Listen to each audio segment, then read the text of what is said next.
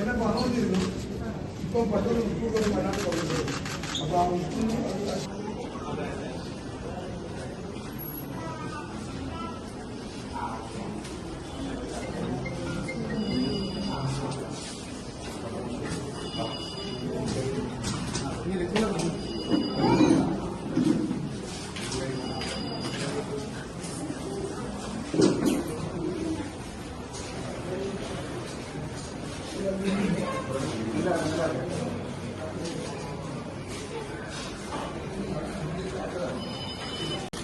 സിദ്ദിഖാനോട് ഭയങ്കര നന്ദി പറയാം. സിദ്ദിഖാനെ വിളിക്കുന്നതാണ് എനിക്ക് ഇഷ്ടം തന്നെ.